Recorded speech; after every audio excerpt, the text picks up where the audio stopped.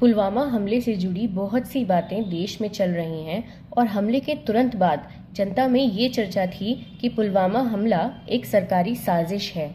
इस हमले में मारे जाने वाले सैनिकों ने भी इस मामले पर वीडियो बनाई थी। बोल रहा है गाड़ी कहाँ से लाऊं? व्यवस्था कराना आपका काम है।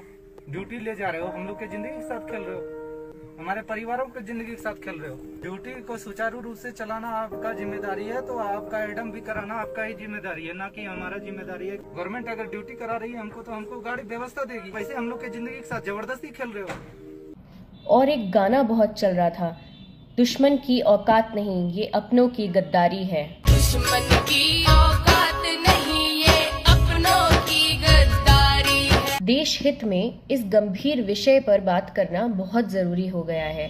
हमारे सैनिक हमारी रक्षा के लिए बॉर्डर पर अपनी जान तक न्यौछावर कर देते हैं, लेकिन जब वो किसी साजिश का शिकार होकर मर जाते हैं तो ये हम सब की जिम्मेदारी है कि हम सरकार से सवाल पूछें। उस वक्त तो सरकार ने जनता की भावनाओं को भड़काकर पाकिस्तान के खिलाफ माहौल बना दिया था और हमारे प्रधानमंत्री जी ने इस हमले का चुनावी फायदा उठाते हुए फर्स्ट टाइम वोटर्स से वोट भी मांग ली थी। और जनता में जो सवाल पूछ भी रहा था उसे मीडिया के द्वारा देशद्रोही कहकर उन्हें भी चुप करा दिया गया। लेकिन सवाल आज भी वही है। सरकार के हिसाब से अगर पाकिस्तान इस हमले का जिम्मेदार है तो मैं पूछना चाहती हूँ कि प्लेट में सजाकर पाकिस्तान को इस हमले का आमंत्रण किसने दिया? असल में पुलवामा और बालाकोट जनता के मन में राष्ट्रवाद की लहर पैदा करके चुनाव जीतने का एक खेल था। 2019 के चुनाव जीतने की एक साजिश थी, क्योंकि 2014 से 19 तक सरकार ने जनता के मुद्दों पर कोई काम नहीं किया, तो मोदी जी देशवासियों से किन मुद्दों पर वोट मांगते, इसीलिए ये साजिश की गई। ये सब बातें अर्नब की चैट से 100% साबित होती हैं।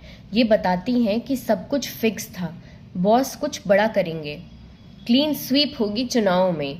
कहाँ? पाकिस्तान में। अर्नब के अनुसार पुलवामा चुनाव जीतने का एक ऐसा खेल था जो अगर सही से एग्जीक्यूट किया जाए तो 150 चैनल जनता में राष्ट्रवाद की ऐसी लहर पैदा करेंगे जो सारे मुद्दे बहा ले जाएंगे और मोदी जी फिर से प्रधानमंत्री बन जाएंगे। सवाल ये है कि पुलवामा जैसी अति गोपनीय खबर की जानकारी अर्नब गोस्वामी को पहले से कैसे थी?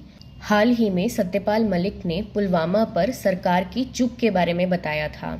उन्होंने उसी वक्त कुछ टीवी चैनलों पे जाकर कहा था, लेकिन फिर उन्हें चुप करा दिया गया। और अब जब पूर्व गवर्नर इन पर और इनकी सरकार पर आरोप लगा रहे हैं तो मोदी जी देश की जनता को कुछ नहीं बता रहे हैं, वो चुप हैं। सवाल ये है कि सीआरपीएफ को एयरक्राफ्ट क्यों नहीं दिया गया? और चौंकाने वाली बात ये है कि बुलेट प्रूफ गाड़ी का इंतजाम भी नहीं किया गया।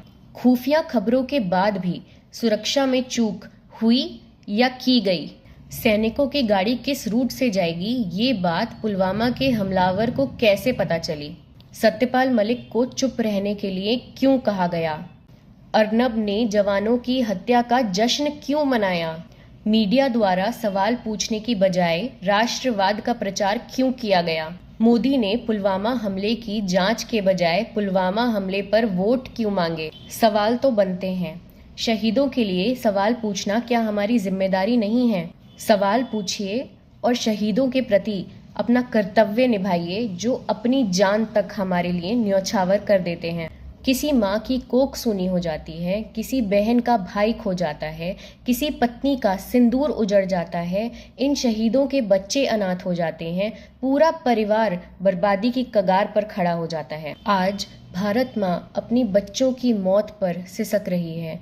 भारत माँ और शहीदों पर गर्व है तो सरकार से सवाल पूछिए और इन शहीदों को इंसाफ दिलाइए, नहीं तो अपने आप को देशभक्त कहना खुद से गद्दारी होगी।